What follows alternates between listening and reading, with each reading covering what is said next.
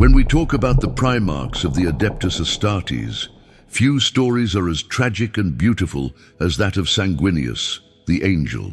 His tale is one of nobility, sacrifice, and a final moment that would echo through 10,000 years of imperial history. Today, we're going to examine the complete story of how the most beloved of the Emperor's sons met his end aboard the Vengeful Spirit, and why his death became the cornerstone of one of the most enduring mysteries in all of Warhammer 40k. The Blood Angels and their Primarch have always been different from their brothers.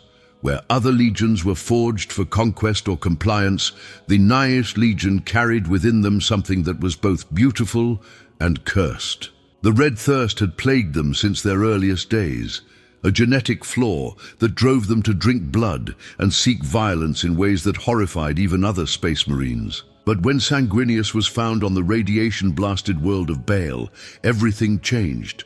Sanguinius was beauty made manifest in a galaxy that knew only war. His wings marked him as different from his brothers, and his presence brought a calm to his sons that nothing else could provide. The Red Thirst didn't disappear when he took command of the Ninth Legion, but it became manageable. His very existence seemed to hold back the worst excesses of his gene seed's flaws. The Blood Angels became known not just as warriors, but as artists, poets, and craftsmen. They were the Emperor's noble angels, and Sanguinius was their shining example. But the Great Crusade was drawing to a close, and with it came the greatest betrayal in human history. When Horus fell to the influence of chaos, he began to corrupt his brothers one by one. The War Master's rebellion would tear the Imperium apart and set brother against brother in the most devastating civil war the galaxy had ever seen. Yet through it all, Sanguinius remained loyal. Even when doubt crept into the hearts of other Primarchs, even when the very foundations of the Imperium seemed to crumble, the Angel stood firm. The Siege of Terror was the culmination of 7 years of brutal warfare. Horus had gathered his forces and struck at the very heart of the Imperium, bringing his rebellion to the doorstep of the Imperial Palace itself. The loyal Primarchs who remained fought desperately to hold the line. Rogel Dawn commanded the defenses, with his typical stubbornness, refusing to give ground. Jagatai Khan led lightning strikes against the traitor forces, and Sanguinius fought with a fury that seemed to burn brighter with each passing day. But the Angel carried a burden that his brothers could not see. Throughout the heresy, he had been plagued by visions of the future. His psychic gifts showed him glimpses of what was to come, and in every vision he saw the same thing. He saw himself standing before Horus in the final moments of the war. He saw his own death, and he saw the choice that would define the fate of the Imperium. The visions were not constant, but they came often enough that Sanguinius knew his fate was sealed. He could see different paths, different possibilities, but they all led to the same ending. He would face the War Master, and he would die. The only question was whether his sacrifice would mean something, whether it would create the opportunity that the Emperor needed to finally stop his fallen son. As the siege raged on, the pressure on the loyalist forces grew unbearable. The traitors had brought weapons and allies that defied comprehension. Demon engines stalked the battlefield alongside corrupted Space Marines. The very air seemed to writhe with malevolent energy. The palace defenses, mighty as they were, began to buckle under the assault. It was then that Horus made his final gamble. The War Master lowered the shields of his flagship, the Vengeful Spirit, and sent a message to the Emperor. He was inviting the Master of Mankind to face him in single combat aboard his own vessel. It was a trap, obviously, but it was also an opportunity. If the Emperor could reach Horus and end the rebellion, the siege would collapse. The decision was made quickly. A strike force would teleport aboard the Vengeful Spirit while the Emperor prepared for his confrontation with Horus. Sanguinius volunteered immediately, as did Rogel Dawn. But when the teleportation began, something went wrong. The chaotic energies surrounding the ship scattered the Imperial forces throughout the massive vessel. They were alone, cut off from each other and from any hope of reinforcement. Sanguinius found himself in the depths of the ship, surrounded by corridors that seemed to twist and change when he wasn't looking directly at them. The vengeful spirit had been transformed by its time in the warp. It was no longer simply a ship, but a living nightmare made of metal and malice. The walls pulsed like skin, and the air tasted of copper and sulfur. This was chaos given form, a monument to everything the Imperium stood against. The angel began his advance through the ship, cutting down any traitors who dared to stand in his way. Word-bearers chanted their blasphemous prayers as they died. Iron warriors triggered elaborate traps that would have killed lesser warriors. World-eaters threw themselves at him in berserk fury, only to be cut down by his perfect blade work. But none of them could stop him. Sanguinius carved his way through the ship like an avenging spirit, his wings spread wide and his sword burning with righteous fire. As he fought, the angel could feel the presence of his fallen brother growing stronger. Horus was somewhere ahead, waiting. The visions had shown Sanguinius what would happen when they met, but he pressed on anyway. This was his duty, his purpose. He had been created to serve the Emperor and protect humanity, and if that meant his death, then so be it. The deeper Sanguinius went into the ship, the more twisted reality became.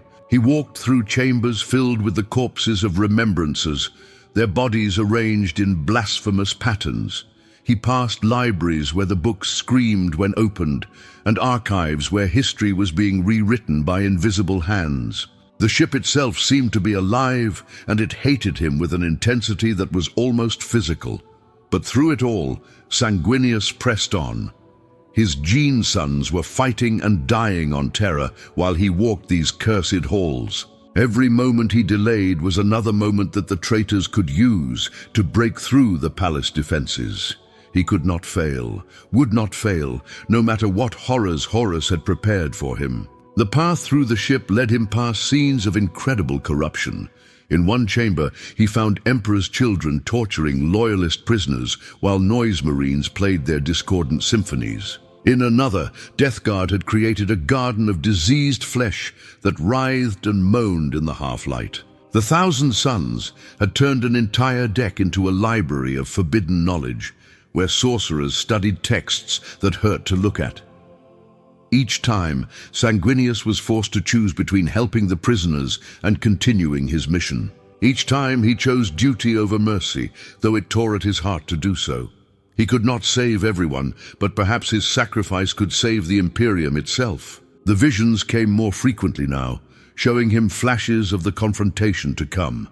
He saw Horus as he was now, no longer the brother Sanguinius had loved, but something far more terrible.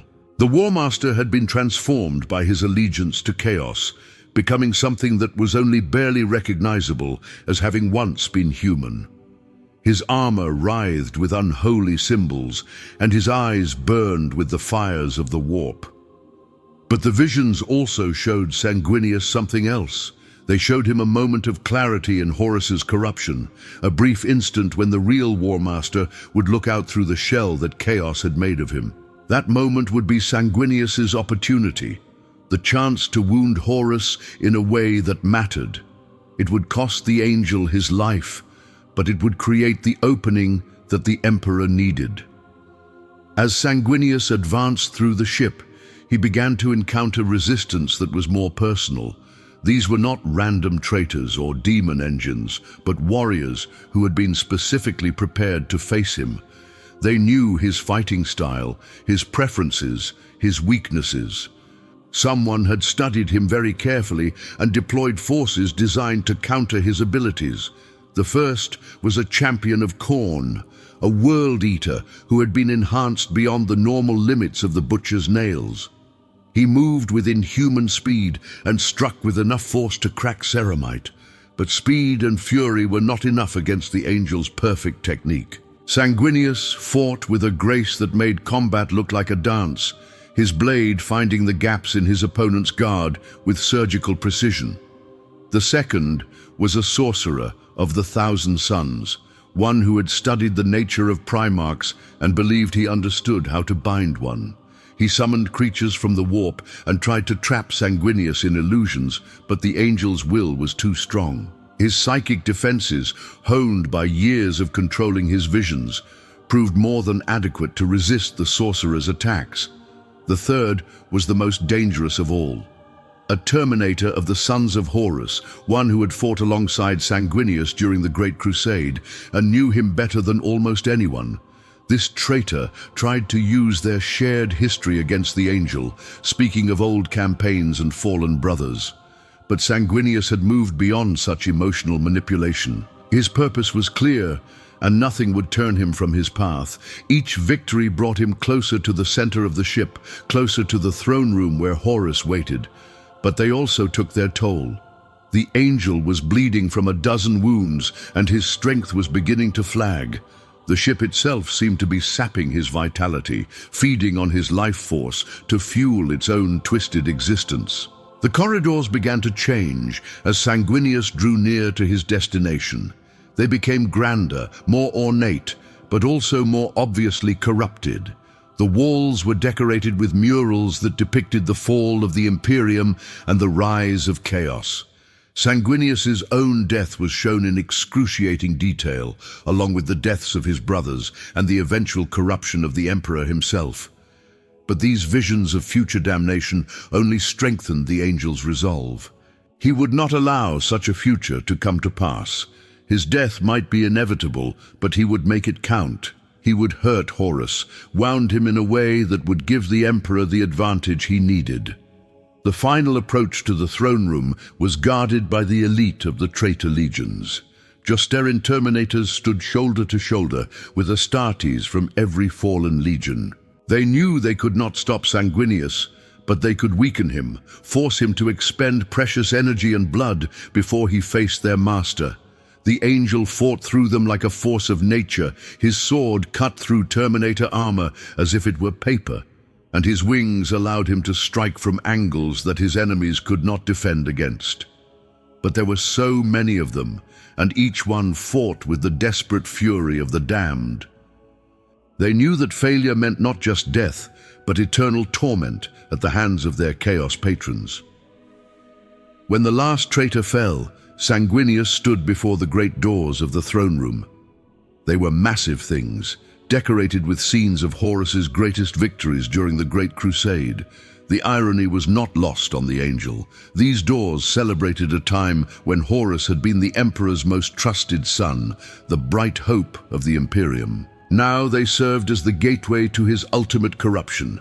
The doors opened at Sanguinius's approach, revealing the throne room beyond. It was a vast space, large enough to hold entire regiments, but it felt oppressive and cramped. The air was thick with psychic pressure, and the very light seemed tainted.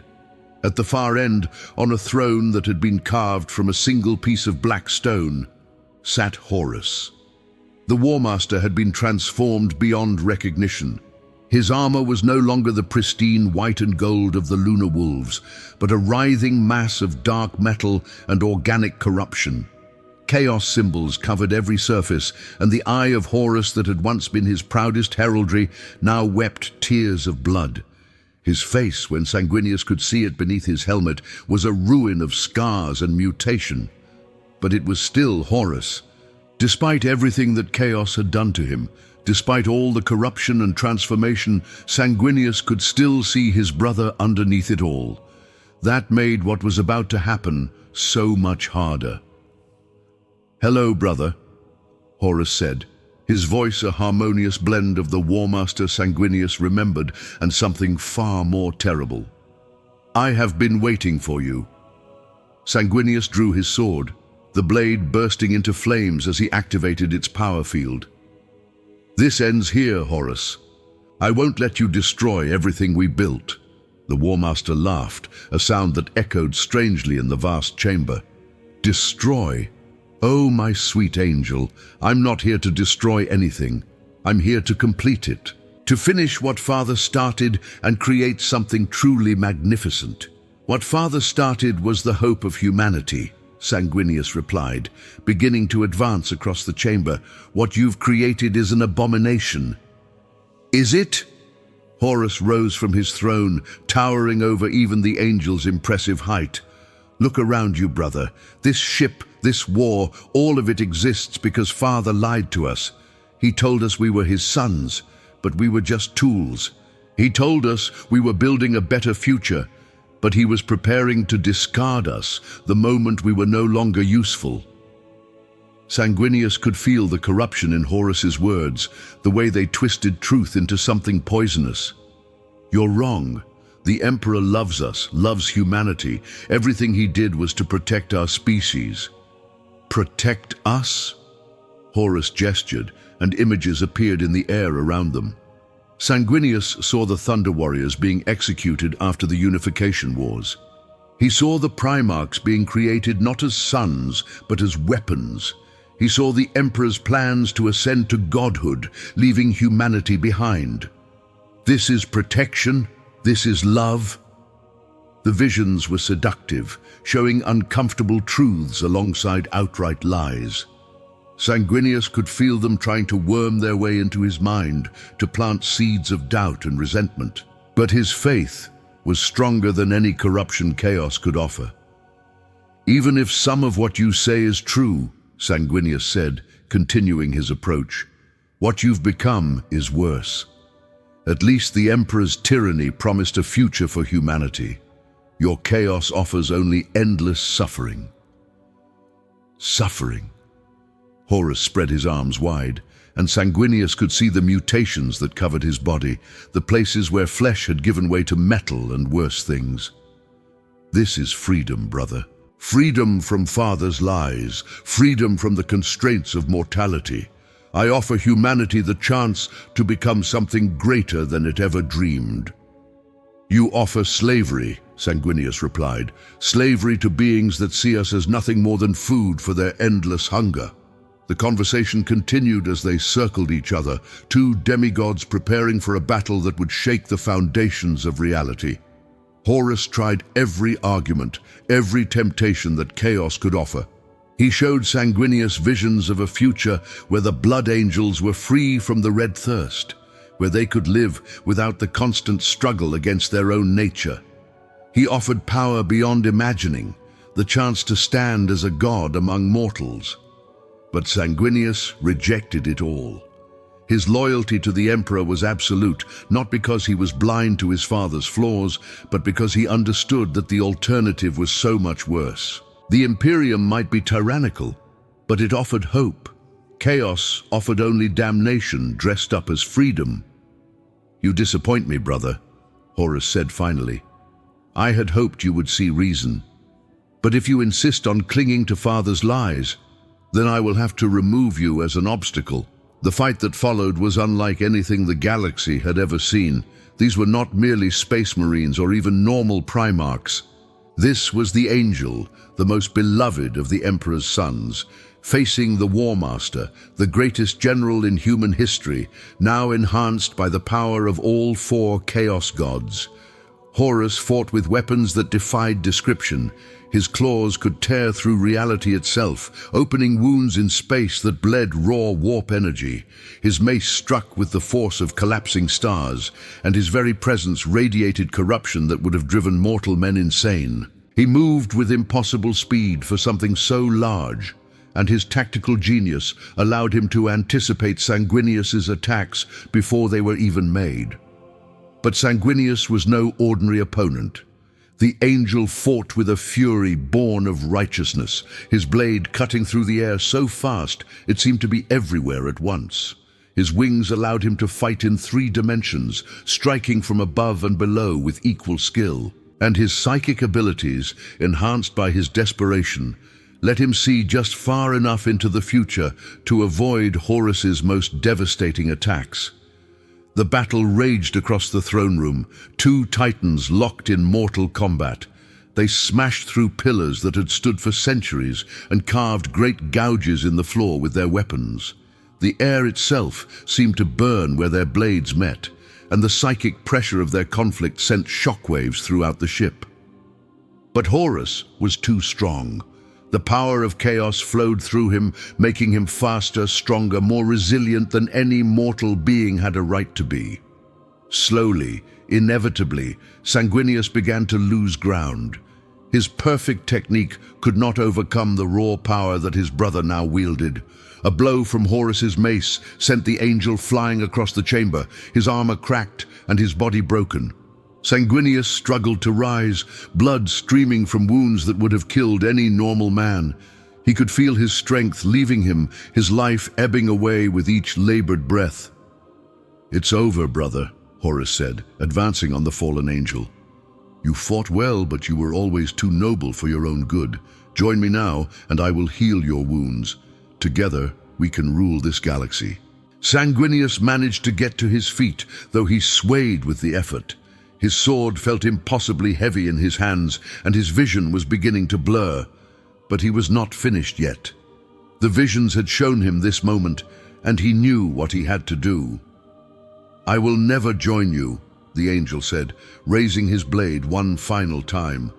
"But I will give our father the chance he needs to stop you." Horus laughed, raising his claws for the killing blow. "Father isn't coming, Sanguinius. He's too much of a coward to face me himself. You're going to die here, alone and forgotten for a lie." But as Horus struck, Sanguinius did something unexpected. Instead of trying to block or dodge, he threw himself forward, driving his sword deep into a gap in the War Master's armor. It was a suicidal attack, one that left him completely open to Horus's claws. But it worked. The blade punched through corruption and ceramite alike, finding the flesh beneath. Horus screamed, not in pain, but in shock. For just a moment, the Chaos God's influence wavered. For just an instant, the real Horus looked out through eyes that had been clouded by corruption for so long. "Sanguinius?" The voice was different now, confused and horrified. "What have I done? What have I become?" But the moment of clarity didn't last. The Chaos God's grip on their chosen champion was too strong, and Horus's corruption reasserted itself almost immediately. His claws, which had been frozen in shock, completed their deadly arc. Sanguinius felt the talons pierce his armor, felt them tear through his body like it was made of paper. The pain was incredible, but there was also a strange sense of peace. He had done what he came to do. He had created the crack in Horus's armor that the Emperor would need. As the angel fell, his blood mixing with the corrupted metal of the deck, he felt his life slipping away. But he also felt something else. The psychic scream of his death echoed across the galaxy, reaching every blood angel still fighting on Terra and beyond. His gene sons felt their Primarch die, and in that moment of shared anguish, something changed in them forever. The red thirst, which Sanguinius had held in check for so long, broke free with a vengeance, but it was joined by something new, something that had never existed before. The Black Rage, a madness that would make blood angels believe they were Sanguinius himself in his final moments, reliving his death over and over again. It was a curse that would plague the chapter for 10,000 years, but it was also a gift. In their madness, the Death Company would fight with a fury that few enemies could withstand, but that was still to come. In the throne room of the vengeful spirit, Horus stood over his brother's body, his moment of clarity already fading into memory. The wound Sanguinius had dealt him was not mortal, but it was significant. More importantly, it had cracked something inside the War Master's psyche, creating a weakness that had not existed before. When the Emperor finally arrived, when he found his most beloved son lying broken and bloodied on the deck, his rage was terrible to behold. The Master of Mankind had loved all his Primarchs, but Sanguinius had been special. The angel's nobility, his artistic soul, his willingness to sacrifice himself for others. These were the qualities that the Emperor had hoped to see in all his sons. The final confrontation between the Emperor and Horus was shaped by Sanguinius's sacrifice. The wound the angel had inflicted, both physical and psychic, gave the Emperor the opening he needed. When the time came to strike the killing blow, when Horus's guard was down for just an instant, the Emperor was ready. But the cost was terrible. The Emperor was mortally wounded in the fight, reduced to a corpse on a throne, kept alive only by the most arcane technology. Horus was dead, utterly destroyed not just in body but in soul, and Sanguinius, the most noble of the Primarchs, was gone forever. Or was he? This is where the mystery begins, where fact gives way to legend and hope wrestles with despair. The official records state that Sanguinius died aboard the Vengeful Spirit, that his body was recovered and returned to Baal for burial. But there are other stories, whispered in the darkest corners of the Imperium, that suggest something different. Some say that Sanguinius did not truly die that day, that his sacrifice was so pure that it transcended death itself. They claim that the angel ascended to a higher plane of existence, becoming something more than mortal, more than even a Primarch. These stories say that he watches over the blood angels still, guiding them in their darkest moments. Others believe that Sanguinius was resurrected by the Emperor's power at the moment of his death, but changed by the experience. They say that he walks among the Imperium still, appearing when humanity's need is greatest, but always disguised, always hidden. The Sanguinor, the mysterious golden warrior who appears in the Blood Angel's greatest battles, is said by some to be Sanguinius himself, returned to aid his sons in their hour of need. There are darker theories as well. Some whisper that Sanguinius's sacrifice was not complete, that a part of him was corrupted by his contact with chaos. They say that this corrupted fragment lingers somewhere in the warp, waiting for the right moment to return. The appearance of the Sanguinor is seen by these theorists not as a blessing, but as a harbinger of this dark return.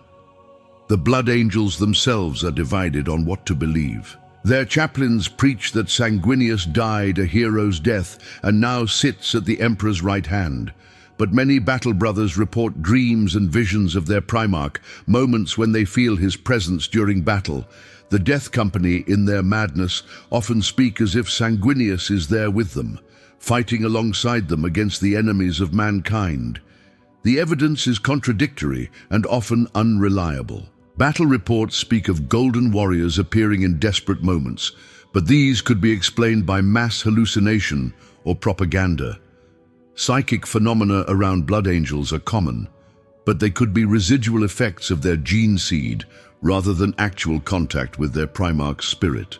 What makes the mystery even more complex is the nature of death in the Warhammer 40k universe. In a galaxy where gods walk among mortals and the boundary between reality and nightmare is thin, death is not always final.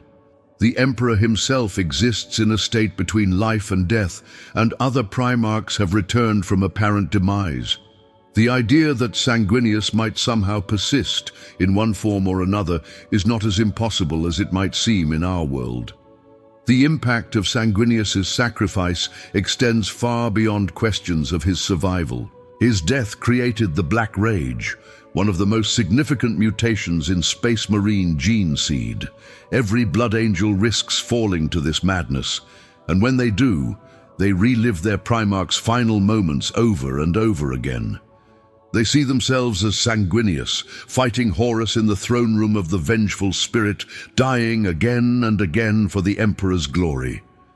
The death company that results from these episodes are both blessing and curse. In battle, they fight with a fury that can turn the tide of wars, but they are also lost to their chapter forever, doomed to die in battle or waste away in madness. The Blood Angels have learned to channel this curse, using the Death Company as shock troops while honoring their sacrifice. The Red Thirst, meanwhile, has grown worse since Sanguinius's death. Without their Primarch's presence to moderate their impulses, the Blood Angels struggle constantly against their vampire-like hunger for blood. Some chapters of their successors have fallen entirely to this thirst, becoming monsters that hunt in the dark spaces between stars. Yet despite these curses, or perhaps because of them, the Blood Angels remain one of the most honored chapters in the Imperium. Their artistic traditions continue, creating beauty in a galaxy that knows little of it. Their nobility shines through even their darkest moments, and their loyalty to the Emperor is absolute. They are living proof that even the greatest tragedy can be transformed into something meaningful. The mystery of Sanguinius's sacrifice has inspired countless works of art, literature, and music within the Imperium. The angel's last stand is depicted in stained glass windows carved into cathedral walls and sung in hymns across 1,000,000 worlds. But these works only add to the mystery, as each artist's interpretation adds new details, new possibilities, new questions about what really happened in that throne room. Some artistic depictions show Sanguinius dying with a smile on his face, at peace with his sacrifice. Others show him in agony, raging against his fate even as he accepts it. Still others suggest that his death was not the end, but a transformation, showing him ascending to a higher plane even as his body falls. The ecclesiarchy officially teaches that Sanguinius was a saint, one of the emperor's most faithful servants, who gave his life in service to humanity. But even within the church, there are debates about the exact nature of his sacrifice. Some believe that his death was necessary, part of the emperor's grand plan. Others see it as a tragedy that could have been avoided if circumstances had been different. The Blood Angel's own records are frustratingly incomplete. Many of the witnesses to Sanguinius's final battle were killed in the war that followed, and those who survived often gave conflicting accounts.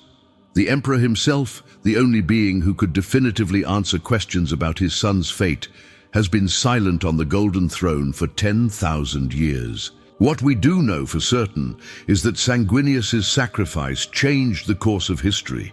Without his intervention, without the wound he inflicted on Horus, the emperor might not have been able to defeat the War Master. The Imperium might have fallen, humanity might have been enslaved to chaos, and the galaxy might have become a very different and darker place. But the mystery remains. Did Sanguinius truly die that day, or did something else happen? Is the Sanguinor really the angel returned, or simply a manifestation of the Blood Angel's collective faith? Do the visions and dreams that plague his gene sons represent genuine contact with their Primarch spirit, or are they simply the products of mutation and madness? Perhaps the answer doesn't matter. Perhaps the important thing is not whether Sanguinius survived his sacrifice, but what that sacrifice represented. In a galaxy filled with horror and despair, the angel's willingness to die for something greater than himself stands as a beacon of hope. His story reminds us that even in the darkest times, nobility and honor can prevail. The Blood Angels continue to fight in their Primarch's name, carrying on his legacy of nobility and sacrifice. Every time they resist the Red Thirst, every time they use their artistic gifts to create beauty, every time they stand between humanity and its enemies, they honor Sanguinius's memory. In that sense, the angel lives on, not in some mystical form, but in the actions and choices of those who follow his example. The mystery of Sanguinius's sacrifice will likely never be fully solved. Games Workshop has left enough ambiguity in the lore that fans can believe whatever version of events appeals to them most. Some prefer the tragic heroism of a Primarch who died knowing it was necessary. Others find hope in the possibility that the angels somehow transcended death. Still others are intrigued by darker possibilities, seeing Sanguinius's story as a cautionary tale about the price of nobility in a corrupt galaxy. What cannot be disputed is the impact that this single moment has had on the Warhammer 40k universe. The sacrifice of Sanguinius has influenced everything from the genetic structure of Space Marine chapters to the religious beliefs of the Imperium. It has created some of the most distinctive and beloved characters in the setting, from the Death Company to the Sanguinor. It has inspired countless stories of heroism and sacrifice throughout the galaxy. The Angel's last stand represents something fundamental about the Warhammer 40k universe. It shows that even in a galaxy where hope is rare and victory comes at a terrible price, there are still those willing to make the ultimate sacrifice for the greater good. Sanguinius knew he was going to die, knew that his visions showed him only one possible ending, but he went forward anyway because it was the right thing to do. That willingness to sacrifice oneself for others, to choose duty over survival, is what makes Sanguinius a hero worthy of legend. Whether he died permanently or found some form of transcendence, whether the Sanguinor is his return or simply a symbol of his legacy, the angel's sacrifice stands as one of the defining moments in imperial history. In the end, perhaps that is the real mystery of Sanguinius's sacrifice. Not what happened to him after death, but how a single act of selfless courage could echo across 10 millennia and continue to inspire heroes in humanity's darkest hour. The angel's last stand was not just the death of a Primarch, but the birth of a legend that will endure as long as the Imperium itself. The full story of Sanguinius's sacrifice, then, is not just about what happened aboard the Vengeful Spirit. It is about the continuing legacy of that moment, the way it has shaped the Blood Angels and the wider Imperium for 10,000 years. It is about the mystery that surrounds the angel's fate and the hope that his story represents. Most of all, it is about the power of sacrifice, the idea that sometimes the greatest victory comes not from what we achieve, but from what we are willing to give up for the sake of others. Whether Sanguinius is truly dead, watching from some higher plane, or walking among the Imperium in disguise, his sacrifice continues to matter. It continues to inspire new generations of heroes, continues to give hope to those who fight in humanity's endless wars. In that sense, the angel's last stand was not an ending, but a beginning, the start of a legend that will burn bright as long as there are those who remember that nobility and honor are worth dying for.